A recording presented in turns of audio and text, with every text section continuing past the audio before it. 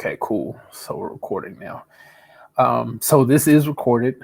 Um, so once the presentation is over, you'll get a copy of it for as a thank you. Also, I'll send out the slides like I always do. If this is your first time, welcome. I know Audrey is one of my uh, uh, regular listeners. So thank you for coming again, Audrey. But if you're new, I do send out the slides to the presentation, the video recording to the presentation. And I have a little bit of a treat towards the end as well. I have a copywriting framework or content generation framework that'll help you out with writing copy and content for your website. So I'll send out a copy of that too, just as a thank you for joining us. So without further ado, let's get started. So first and foremost, a little about myself. My name is George Woodard. I'm a marketing operations specialist. I just finished doing some automations. That's why I said that. I'm a marketing operations specialist and WordPress developer. I've been at it for this year would be 12 years. Time is flying.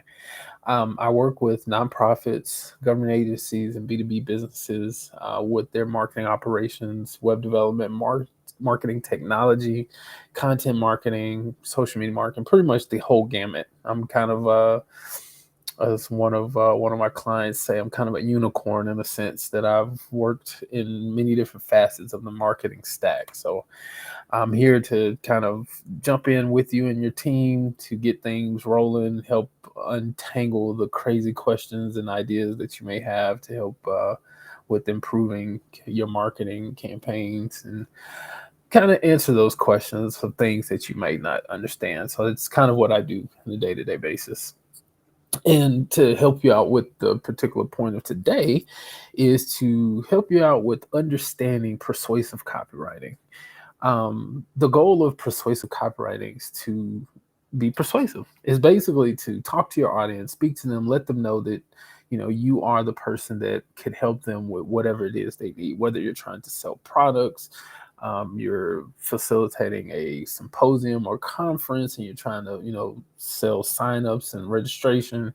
If you're trying to grow your audience to provide more nurturing content to your audience, being persuasive about letting them making them join your newsletter audience, whatever the case may be, whatever your goal is, you want to make sure that and this is the first point, persuasive but not manipulative. You want to be able to convince them that you are the go-to, you're the best person, you are the person that they should be talking with, communicating with, coordinating with, networking, whatever it is, that you're the person that is the go-to for whatever said problem. So just as an example, in my case, with being in the marketing realm that I'm in, the goal is to let people know in the industries that I service that if you need any help with your marketing operations, or any help with any WordPress conversations, content, even, wrangling any marketing technology, trying to make everything talk to each other, I'm the person to help you out. The content marketing piece, I can help you out with writing the content or actually write it for you, DIY, DFY. But that's the goal. You want to be persuasive enough to let people know that you are the person to go to, or you're the organization to go to, you're the business to go to that will help them solve the problem that they have. And the ways you want to do that is, first, you want to grab their attention. In today's world, we're moving a mile a minute.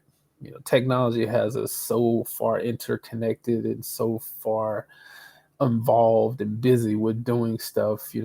Things are flying past us all day, every day, no matter what it is. You're reading articles, you're reading emails, you're reading social media, TV. We have connected devices with like Alexa or Google Home, just all kinds of things. So you want to be able to grab your audience's attention.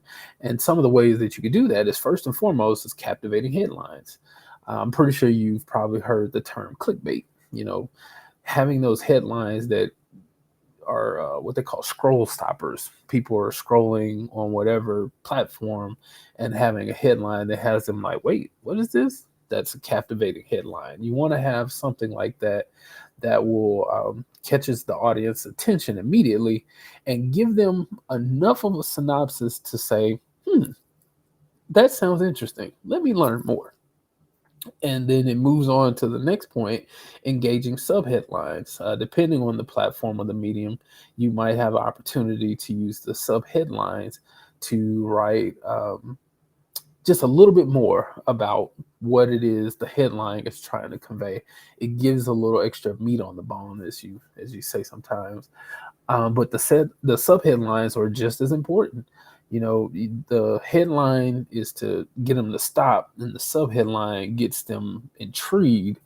And it's like, okay, if this is that good, I can only imagine what the rest of it is. And then once you've got them to click on, open, do whatever that you're trying to do, then you move on to the powerful opening statements. And once you've drawn them in the beginning, then that will allow them to stay on whatever platform or the article or piece of content that you have to keep them going. You're feeding them up through a journey, pretty much taking them from start to finish to a goal or preconceived goal that you may have. And the best way to get them to stay on the page or continue reading the email or staying on your social media posts, first and foremost, be direct. That sounds like hard work for some people. I'm just going to be honest. It's very tough. I know a lot of times and I say we as including myself, we struggle with being direct, not out of trying to be manipulative, but you want to convey the expertise that you have to your audience. And what happens is a lot of times is that we convey that expertise to our audience, and it sounds very indirect with how you're trying to talk to your audience. For example, I'll just use myself as an example. With a lot of the work that I do, it's very technical in a sense. And then you'll see tons of acronyms thrown at you. You got PPC, SEO, API, REST, API, graph. Someone where I stand as far as what I provide is helping organizations untangle the technical for people who are not as technically inclined. So if I'm throwing all these like jargony words at you to segue into the first point, I'm throwing all these jargony type words to you. It's like, okay, I'm talking clean over your head. But if I'm telling you like, hey, I can join your team to help you sleep better at night because I handle the technical load of your marketing so you can focus on what you're best at. Being direct. That sounds a whole lot better. No jargon involved. I say less to no. Some jargon is okay if it's highly specialized and very specific. You don't want to overdo it. You want to use as less as possible. If you can communicate the benefit of your problem solving skills instead of using jargon, that's the better route to go. And segue into the second point, if you're able to provide the features and the benefits of those features, that's even better. Like I said earlier, throwing all the jargony type stuff out doesn't sound good. But if you are having a problem with people signing up to your email list because there's an issue on your website, and I tell you like, hey, yeah, I can help you unwrangle that problem. It sounds like you're having an issue where your website is not speaking to a certain part of your CRM. Very minimal jargon. Most of us know, especially in marketing, know what a CRM is, so that's not too heavy.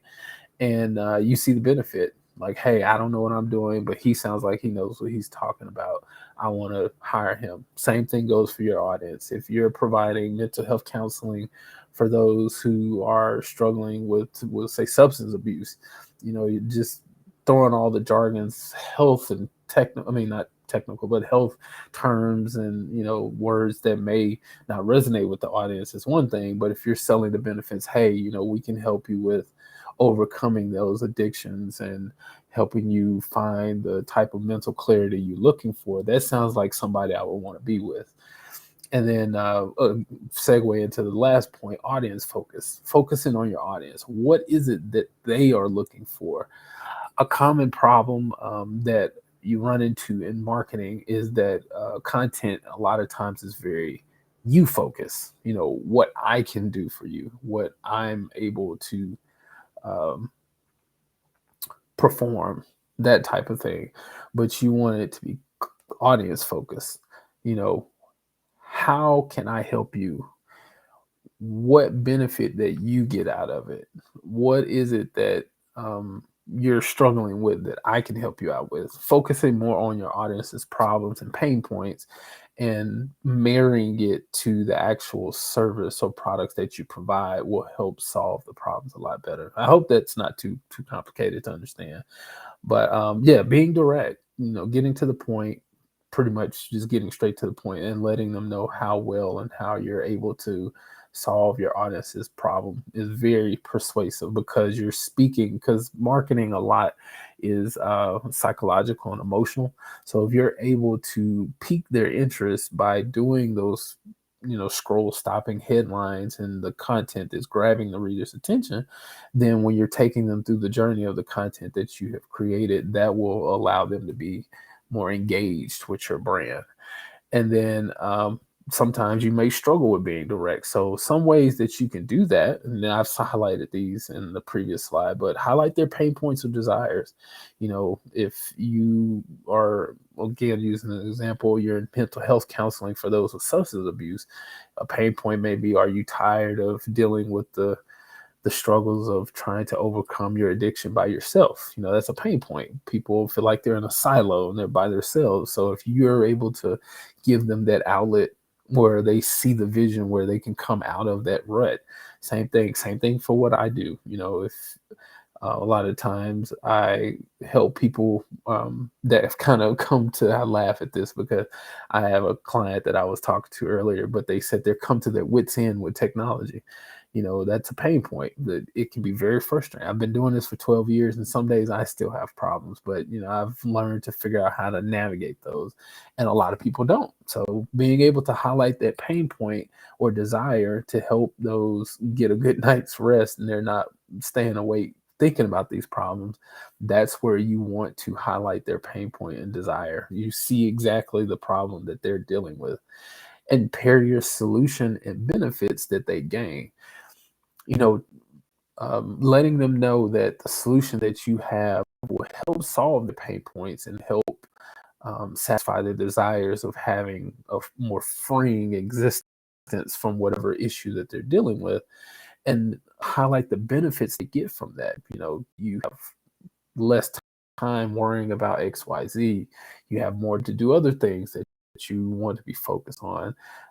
Whether it's budget, you're able to save money for working with me because of what I can be able to do. Like, pair those two together. Like, I know what your pain points are, what you desire, what end expected end you're trying to get to, and I have the solution for that. And here are the benefits that you get for working with me with the solution that I have.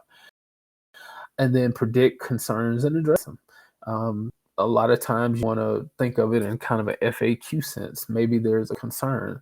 One of them for what I do a lot of times is web development, specifically WordPress web development, building websites for organizations and businesses. One of the concerns that I have addressed in the past, but doesn't come up as often in conversation because I address it up front, is ownership. Will we own what we have built together? And the answer to that is yes. I address it straight up, like, hey, my goal is to be facilitator for your vision, help you get it to an expected end, help grow it, and help increase, or accomplish the goals that you're trying to accomplish. And one of the concerns is your ownership. Do you own the rights to your imagery? Do you own your website? Do you own and access your domain and all of that? And 100% yes, because it's not mine. This is your baby. I'm just here to nurture it. And that's the way you predict the concerns and address them. And a lot of times those concerns are very repetitive because you become good at solving a certain type of problem. So that's how you can be able to resonate with the audience. But if you even predict other concerns, address them head on, come straight out and say, be direct, like, hey, I know that this is a possible problem that you're going to run into. And it can be concerning. And this is maybe what something that could slow down progress. Here's how we can address it. I might not even, here's another way of being direct. I might not even know the answer to the problem or the answer or solution to the problem immediately, but I do have the resources to be able to arrive at a solution that's beneficial to you. That's even better. You're being direct, you're being upfront, you're letting the audience know, hey, I'm not perfect and no one expects you to be. But you're communicating that here and willing to help you as best I can with the knowledge that I do have. And I have a network of resources or people that I can lean on that may have the answer to it and could help get to the solution a lot faster. So that's ways you can predict um, and address those concerns. Another way to help you out with persuasive copywriting is tone down the imagery just a little bit. I know in today's time, if you're looking at data, that visual marketing is a huge thing now with like the explosion of social media, specifically Instagram, TikTok, Snapchat, things like that. Using those type of social media mediums, there's more imagery involved, and data shows you that that has become what more people consume. YouTube videos a lot, those reels.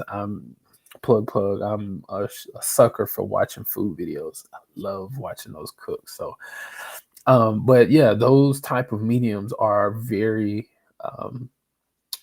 persuasive. And when I say tone it down a little bit, I'm not saying do away with it. What I'm saying is do not let your visuals outpace the content that you're trying to provide, because data is still showing that people read. It's not as high as the visual, but you also have to assess your audience, because if you are, as an example, if you're providing mental health counseling and all you have is videos and pictures and videos of possible outcomes, that doesn't really communicate much of how you're able to help the individuals that you're targeting. But if you have a nice balance of the imagery that psychologically or emotionally connects with the audience, like, you see someone that may be in distress and they feel like that looks like me, and then they read through the article or the content that you provided, it's like, okay, they really do understand what I'm dealing with, and what solution they have can help me out with getting to an expected end. And one reason, and a few reasons why you should tone down the imagery, is it can be distracting. Again, if you have more imagery than you do content, it distracts away from the purpose. It can deter, I should say, people from wanting to work with you. Clutter. I mean, you get on some websites and the design is good upon initial landing, but then you start scrolling and it's like stuff is flying all over the place, and that's very cluttered. You are struggling to try to find content, and you got this picture of something flying across your face, and it's like, I didn't come here for that. And to take away the objective part of it or subjective part of it, the data also shows you that a lot of that clutter is hurting your SEO efforts. If you were at my presentation last time, I spoke about SEO. Imagery can clutter your SEO, and can hurt your SEO, because people's willingness to stay on your site will be low. They come on your site, they see stuff is cluttered, they're running away. That drives up your bounce rate, and what that tells like Google search engines that this website is not good. People don't like coming here. Just push it down in the rankings, and then you go unknown from your audience. Also, another thing for cluttering, and this segues into my last point, is that it impacts your site's performance. If you have too many visuals, too many like YouTube videos, if it's not optimized, there's ways to optimize it. But if you have too many animations, too many images, too many videos loading, that can take a hit on your performance, slowing your website down, especially if you're using a smartphone. I know With the latest iPhones and everything, the processing power is a lot better than maybe 5 years ago. So you're able to load, content heavy sites a little faster, but they still do not replace laptops and desktop computers. And they don't have the power to be able to process a lot of that as much. And even for people who may be in rural areas, bandwidth is not as strong. So they are using slower connections. And if your website is having a lot of that clutter, or even your email, your newsletters is overly cluttered with too much imagery, it could slow it down and people are not going to want to read it. So you're going to start losing people out of your audience and your subscriber base will go down. Even this is something else that a lot of people do not consider or even think about, but with the changes and updates when it comes to accessibility standards, the global standards is WCAG or WCAG, and they're at level, actually 2.2 just got released this week. And one of the things they talk about are like animations. Just think to put you in the mindset of going to like a concert or watching certain TV shows that has a lot of flashing elements. That is also something to consider from a website, from accessibility standpoint, because that can distract, that can cause some type of severe issue for someone who is sensitive, epileptic seizures, people who are prone or sensitive to those type of lights and moving animations and things could be prone to epileptic episodes. So you want to think about that. And that's something a lot of people don't really consider, but folks like myself who work in this industry every day, we see it all the time. So you want to consider those type of things when you're thinking about your imagery. Best way to do it: simple, clean, to the point. Don't overdo your imagery. Cleaner, simple, and less is more. A lot of times, I've been doing this, like I said, for like 12 years, especially as a web developer. Many people get on websites, or you're redoing a website for someone and they see the white space, all the space around it. Like, for example, these slides, you see all the space around it and they're wanting to, like, oh, we need to put a picture here, some content here, and da da da da da. No, no, no, no, no. You're over cluttering. I know that's not a thing, but you over cluttering your website, adding all of that content on there, and it's very distracting. You see that the slide that I have is very simple. You have a box with a color at the bottom, yeah, but the rest is just text, and it's simple, straight and to the point. So the same thing applies when it comes to your content, and being persuasive in your content writing. If it's distracting, if it's cluttered, that will distract people to not even want to browse your website at all or read your newsletters or whatever piece of content that you have. And that can turn down your effectiveness to convey your message, and the persuasiveness, you lose it. And also you take that performance impact when it comes to your website, or if you're sending out newsletters. But another way that'll help you out with being more persuasive is clear call to actions. This last point is very simple, but it's a missed thing a lot of times. Um, Call to actions, telling people what to do next. That really is it. If they are on your website reading a blog article and you have a section in the middle or at the end, trying to capture them to sign up to your newsletter, call to action: subscribe. Simple, easy peasy, to the point. Same thing for, like, if you have events, seeing you have an event calendar up there and you want to send them, or a section on your website that's highlighting certain events and you want to send them to your event calendar. Learn more, or explore. That's another. Or just simple as telling them, hey, if you want to find out more information, click here. This simple. You don't have to overdo the call to actions. It's even easy. You sometimes Google, see what's like the top call to actions for what you're trying to accomplish: newsletter signups, event signups, et cetera, et cetera.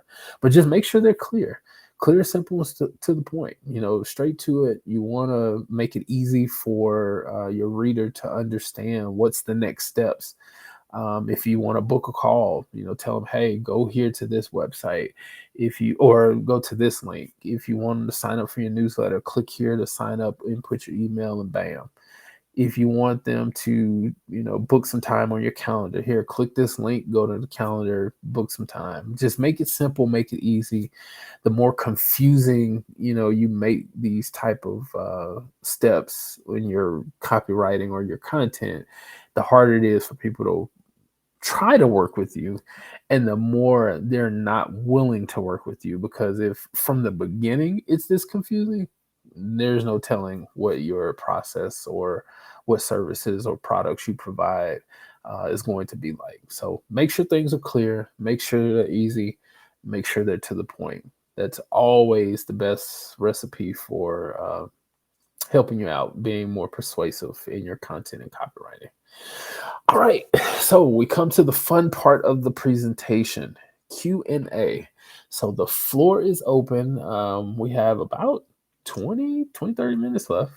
So we have plenty of time for any questions, anything that you want to ask, no matter what it is. Feel free. The chat is open. Drop your questions in. I will be glad to help answer anything that you may have, whether it's copywriting related to this presentation, clearing a point, or if you have any other marketing related questions, I'm here to help.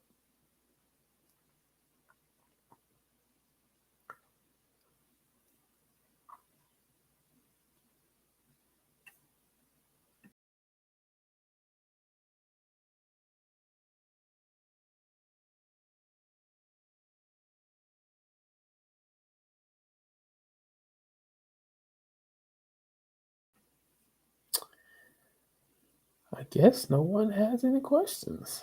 This is the first.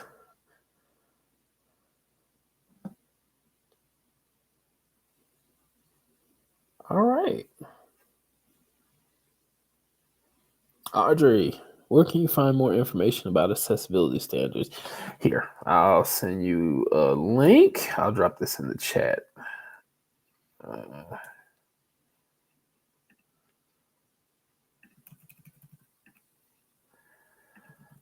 Okay, that's the WCAG. That's the latest accessibility guidelines. This is called Overlay Fact Sheet. This is the second link. So to give you some background behind the Overlay Fact Sheet, if you've ever gone to a website and you've seen like the little icon of the little guy, usually in blue, in the bottom right-hand corner, that's a sign of an overlay. And an overlay is those tools that will help you to like increase the font size or change it to sepia or go black and white and just all those things. So I'm still learning about accessibility over the past about 3 or 4 years. I've become more, acclimated of what's being provided and what's available, and also what's good and bad when it comes to accessibility. And one of the things I most recently learned is that the overlays are horrible when it comes to accessibility. So I'm not going to name any specific products, but there are some out there that I have used and are currently removing off of my clients' accounts, websites, and my own. But there are products out there that you can install, and they give this sense of security. I would say security, but a sense of accessibility, that your site is now accessible.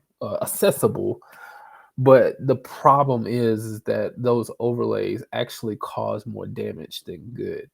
One that I've recently studied and learned is that it causes privacy issues. Another is security issues, where, believe it or not, hackers can circumvent some of the security protocols of your website through those overlays. I'm very active in the WordPress community. It's a global community, by the way. And there's a guy, Alex Stein, I believe that's his name, but he has a physical impairment. I mean, not physical, but a visual impairment, where he needs guided help to walk. to be able to navigate buildings. And he's very heavy in the accessibility realm. And he made a discovery that a lot of these accessibility overlays interfere with using assisted devices like screen readers, for example, and they cause all kinds of problems. So, that overlay fact sheet goes into depths about how they are not good and they should be effectively removed from your website if you are using them, which is why I'm actually working on projects now to get them taken off and focus more on building a foundation of proper accessibility for websites. And that overlay fact sheet has a lot of material that will help you learn more about accessibility, specifically overlays, but it also goes in a lot of depth on a bunch of different websites about accessibility. And then that first link is the kind of like the Bible of accessibility. It sets the precedent or the standards for accessibility globally. It's a worldwide organization. If you hit, and also another thing you want to consider when it comes to accessibility is that accessibility is not a one-off thing. It requires you to constantly monitor and what they call remediate or basically fix a lot of accessibility issues because software is evolving. So, software updates can affect it. When you are updating or doing marketing, whether it's like writing blog articles, case studies, things like that, you want to also monitor and fix accessibility issues that may occur when you're doing those things. So it's something that's ongoing. And those standards are always updating and being challenged too. There are some that get affected by legal precedents. You also not run into, but one of the things that you will benefit from with accessibility is also meeting certain legal standards. Like, for example, in the States, you have the ADA, the Americans with Disability Act. A lot of the accessibility guidelines mirror the requirements within the ADA. And for our friends in North America or in Canada, the AODA, which is basically the Canadian version of the ADA. And those accessibility guidelines in WCAG meet a lot of the requirements that are in the AODA. And same thing for a lot of other places. So yeah, those two resources are your best start. There are a lot of other organizations out there, but for what I do and a lot of people whom I look up to in that space, in the accessibility space, those two are a great start that they recommend for information. But good question though, Audrey. You always have the great questions. Yes, content generation framework. Okay, I will actually share this with you. Hold on for just a second. Yes, I'm going to send you a copy of this. So, in my journey to provide support for a lot of marketing teams, you kind of come across a lot of, or not come across, but you create a lot of resources that help people with doing their job a lot faster. And in that, here it is. In that process, you create these resources that help people do their job a lot faster and you save them. And when I came up with this particular webinar, I was like, yeah, you got to have this one to save it. So it's called a content creation framework. And if I can get it to share, I'm going to show you a copy.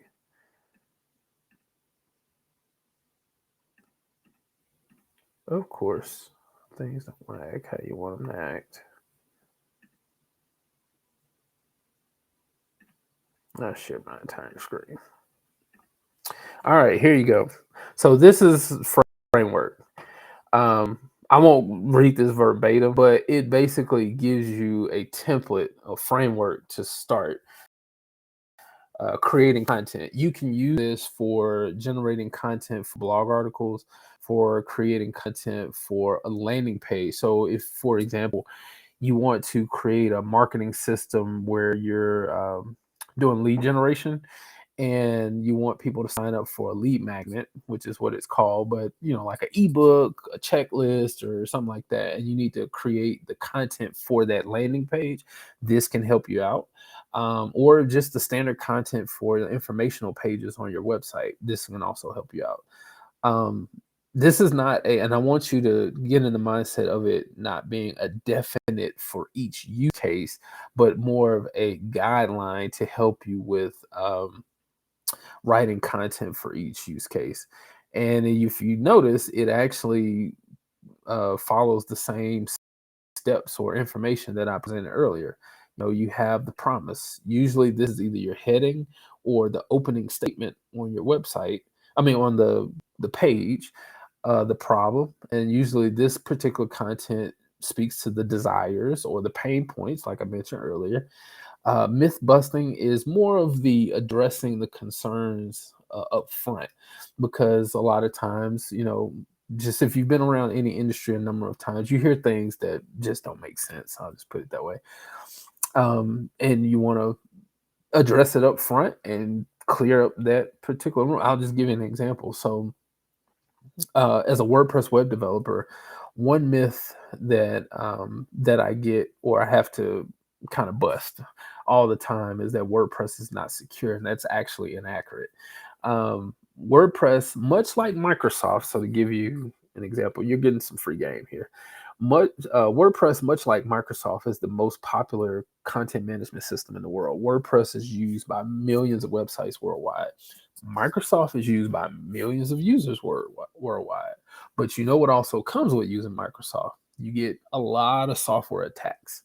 So, the same thing for WordPress, same thing happens. And then if you're setting up your WordPress site in an inaccurate way, you can get hacked. So that's where that myth comes from.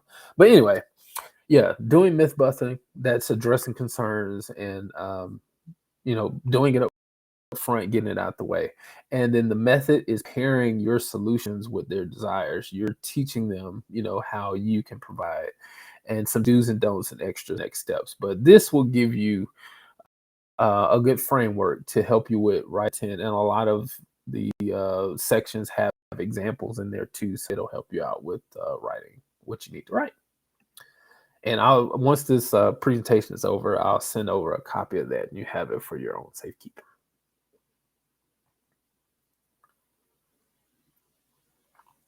Sure thing. Sure thing, Audrey. You always have the great questions, so sure thing. Any others? Any others? We have room for maybe a few more.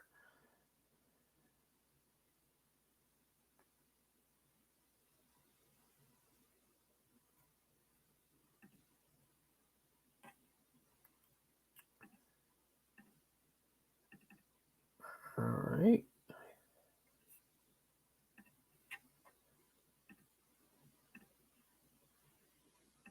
Okay. Well, I guess that is it. I want to. Valentina says everything was clear. Thank you. No problem. I want to thank you all for coming, for taking time out of your busy schedule to stop in and check out today's presentation. If you need any assistance, you need any help, here is my website. I'll put this in the chat. You can go there, go to contact, and there is a form you can fill out and send over information to see about any questions you may have. If you want to schedule some time with me, we could sit down and do a lightning chat to go over any questions you may have. Or we just freed up some space, so if you have any projects that you need help on, whether it's content writing, you're going through a website redesign, or you need any type of content marketing help, feel free to reach out. Definitely always willing to help and sit down to understand where you are, what goals you have, and what you're trying to accomplish, and figure out if I'm the best fit for you and you're the best fit for me. So Again, I want to thank you all for joining us today. I hope you all have a great rest of your day, a great rest of your week, and it's very productive and successful. And you take it easy. See ya.